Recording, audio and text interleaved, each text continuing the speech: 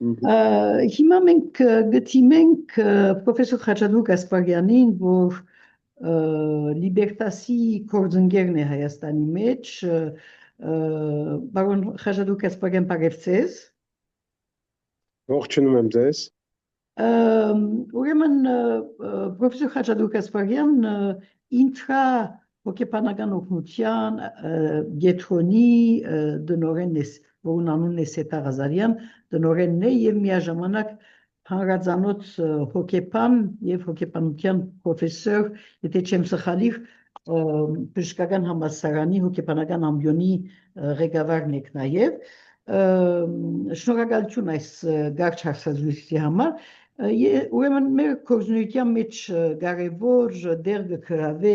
նախկին քերիներու հոգեբանական աջակցության ծրագիրը, որ միադեռ գիրակորձենք մենք հերագա գարկով, բայց դուք կորսնական առումով դուք եւ որ կգազմագերվեք այդ հոգեբանական աջակցությունը։ Բարոն Խաչատուր Գասպարյան, ինչու պետք է խնամել նախկին քերիները։ Նախ եւ առաջ գերիները անցել են սովորական մարդկային կյանքի փորձառությունից դուրս ծանր հոգեբանական խնդիրների միջով եւ նրանց համար այդ ամբողջ տեղի ունեցածից պատահածից հետո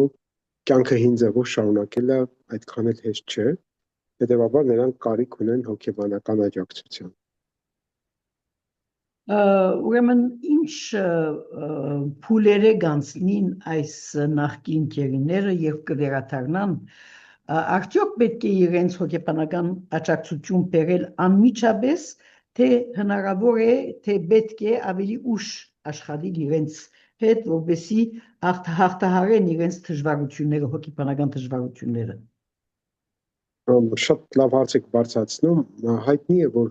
երբ որ մարդը ապրում է տրավմատիկ իրավիճակ, նրա շատ չնչին մասն է 1%, 3% ամենաշատը, որ տրավմայից անմիջապես հետո ունենում է հակազդեցություններ, այսինքն դրանք կոչվում են սուր ստրեսային հակազդեցություններ, որոնք անգլերեն ասում են acute stress disorder, խանգարումներ են, որոնք տեղի են ունենում տրավմայից անմիջապես հետո, բայց ավելի հաճախ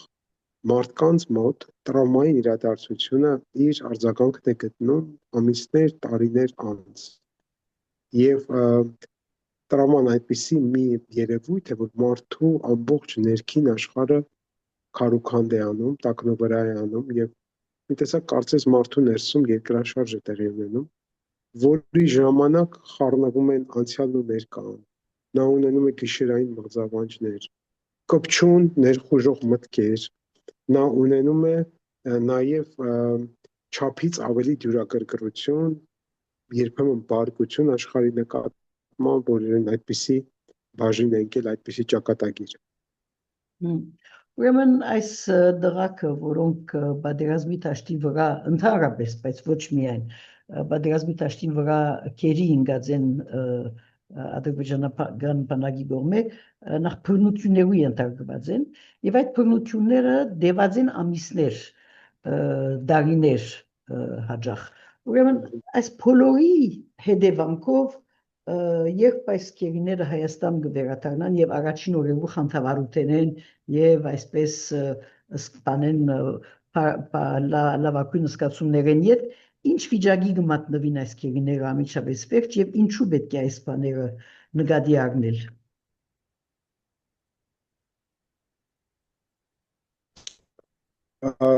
Նրանցից շատերի մոտ վերադարձից հետո նոր անդրադարձ է տեղի ճգնաժամային քրիտիկական իրավիճակում, երբեմն նա նույնիսկ ի վիճակի չէ պատասխան տալու, որովհետև ստրեսը քրոնիկական ձևով անվերջ շարունակվում է, նրանց մոտ հաճախ նկատվում են հետտրավմայի ստրեսային խանգարումներ, տագնապային խանգարումներ, ապրողի մեղավորություն, հատկապես եթե նրանց կողքին կամ ասեն գերություն ընկնելուց առաջ ինչ-որ մեկին սպանել են եւ նրանք ականատես են եղել, այդպիսի դեպքեր էլ կան։ Նրանց մոտ տեղի ունենում հուզական բթություն, հույզերը մի տեսակ կարծես ուղղից հեռանում են եւ դա յուրահատուկ պաշտպանական մեխանիզմ է, որտեղ այն հույզերը, որոնց միջով ապրել են նրանք, թույլ չեն կարող իրենք տալ իրենց, որ այդ հույզերը Երևան գան եւ իրենց սկսեն անհանգստացնել։ Բարձի դրանից տեղի են ունենում անձնային ինքնության հարցեր, մի շարք անձնային ինքնության հարցեր, որ նախկին ձևով կյանքը շարունակվել չի կարող, նա կորցնում է վստահությունը սեփական եսի եւ առաջանում է ինքնագնահատականի խնդիր ամբողջ աշխարհի եւ մյուսների նկատմամբ։ Բացի դրանից շատ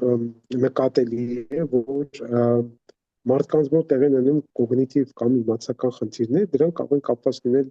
կենտրոնացման դժվարությունների հետ, հիշողություններ, կպչուն ձևով ներխուժող հիշողություններ, եւ նրանց մոտ երբեմն ուղեղը ավելի դանդաղ է աշխատում։ Այլ ես վերջերս աշխատում էի մի վերադարձած գերու հետ, ում կինը ինձ ասում էր, որ առաջվա նման ինքը արագ չի մտածում։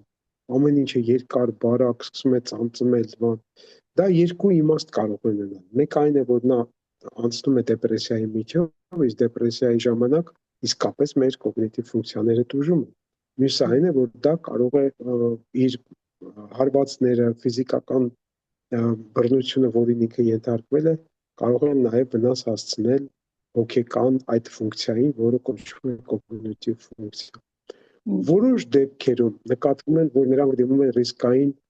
վարքի ձևերի։ Այդ ռիսկային վարքի ձևերի մեջ մտնում են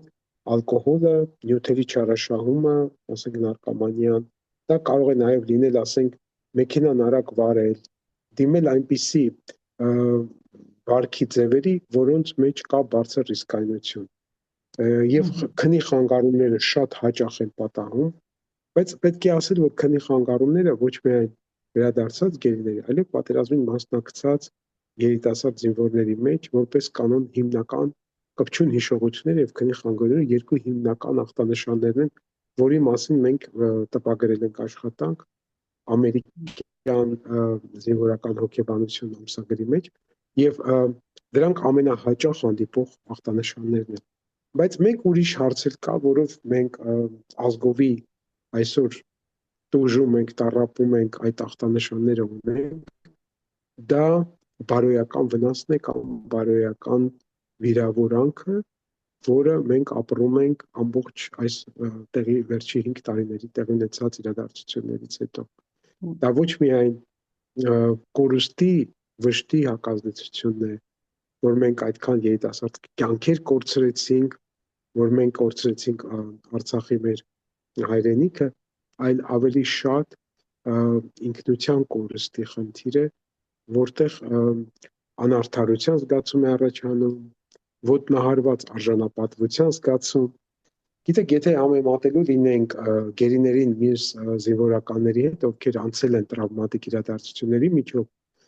դուք ինքներդ էլ նշեցիք, որ տրավման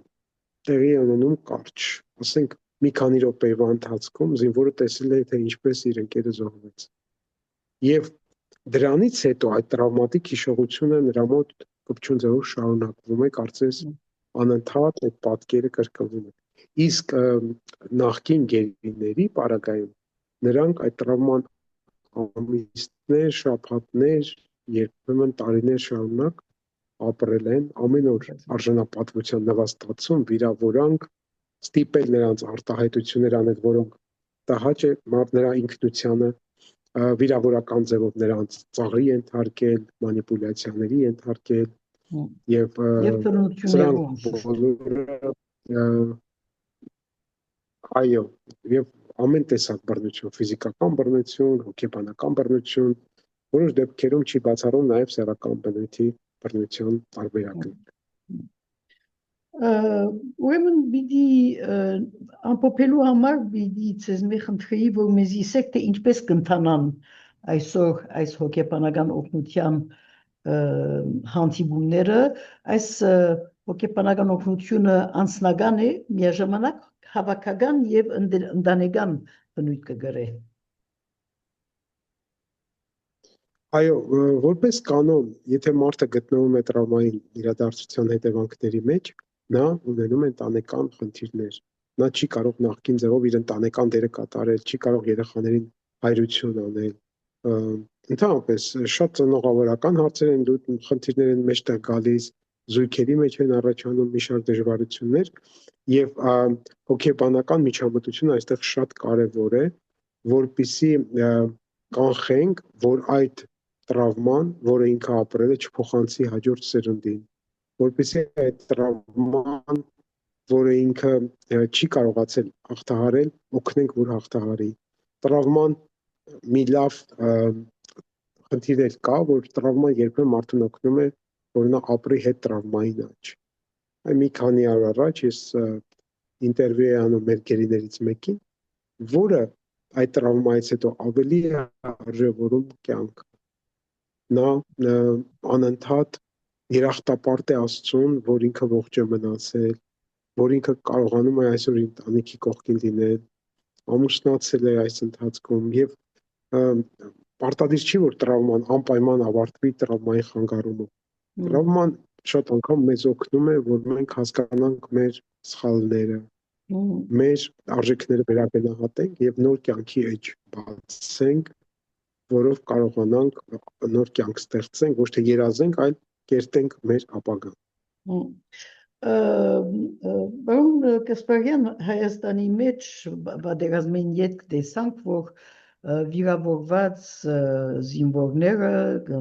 զինվորականները, զինծառայողները սրի բուժման իրավունք ունին Հայաստանի մեջ, որոշ չափով, եւ որոշ օգնություններու իրավունք ունին, գտեսնենք, բայց այս բարակային, որ նախկին քերիները այդ բանը չունին, այդ օգնութենեն զրկված են։ Գրնանք ասել, որ այսօր անդեսված կատեգորիա մնե այս քերիներու բարական։ Գիտեք, անհասկանալի ինձ համար պատճառներով մենք այդ մասին նորից քննարկում ենք ունեցել, եթե մարդը ասենք վիրավորվել է պատերազմի դաշտում եւ պատերազմական գործողությունների մասնակից է, նա օգտվում է որոշ արտոնություններից առողջական խնդիրների դեպքում, բայց գերիների պարագայում այդ արտոնությունները չկան։ Եվ սա մի տեսակ խնդրահարույց է։ Այսպես մութ անգյուն մը գա, չէ՞։ Այո, եւ ես այդ մասին զրույց եմ ունեցել բարձրաստիճան պաշտոնյայի հետ։ Նա ասում է, որ պատճառը, որ մենք այդպես շատ կարևոր փորձում ենք այդպես չկարևորել դա, այն է, որ հանկարծ դրա պատճառով նորից գերության չդիմեն, որովհետեւ մենք ինտրահոգեկանալության կենտրոնում բազմիցս դեպքեր ենք ունեցել, որ մի շարք վերադարձած գերիների նորից ծառայության էին վերցնում, հետ էին տանում այն զորամասը, որտեղ նրանք ծառայել են։ Դե երիտասարդ դեպքեր կար, դա սեպտեմբեր ամսի պատերազմի ժամանակ էր, մի քանի երիտասարդների եւ մեծ դժվարություն էր նրանց համոզել, որ նույն վայրում նրան տանելը դա տրավմայի վերականգնում է, տրավմատիկ հիշողության վերականգնում։ Բայց ինձ բացատրում էին, որ վերջերս էլ մեր խոսակցության ժամանակ, որ եթե իրան գերության պատճառով ազատեն բանակից, լիքը զինվորներ կարող է այդ դժվար իրավիճակներում գնան գերի ընկնեն, որովհետև դա իրանց հետո կազատի։ Հետո իրան գիտեն, որ ադրբեջանցիները երիտասարդ զինվորականներին շատ արագ վերադարձնում են։ Իսկ ովքեր փորձառու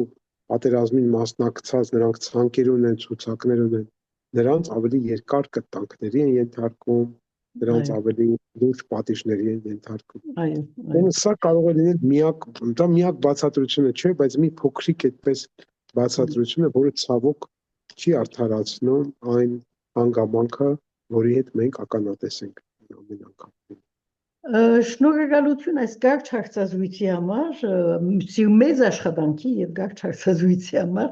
Բարոն Խաչատուր Կասպարյան, եւ ամենայն բարիք, շարունակեցեք ձեր կարևոր գործունեությունը։ Ձեզ նույնպես շնորհակալություն մեր քննարկած գերիների վերաբերյալ այդպիսի հոգատարության համար, շնորհակալություն, որ ձեր կազմակերպությունը աջակցեց մասնավորապես Լոռվա մարզում ապրող մի գերու, նրա համար դուք եւ ջեռուցման հնարավորություններ եւ որոշակի ծախսեր եք ապահովել առողջության համար, որի համար շատ երախտապարտ եմ, այո, տեղյակ եմ, որ ընթացքի մեջ է։ Մեր բոլորի բարդականությունն է, շնորհակալություն։ Ձեր գործերին հաջողություն ամենայն բարիք։ Հաջողություն, ցտեսություն։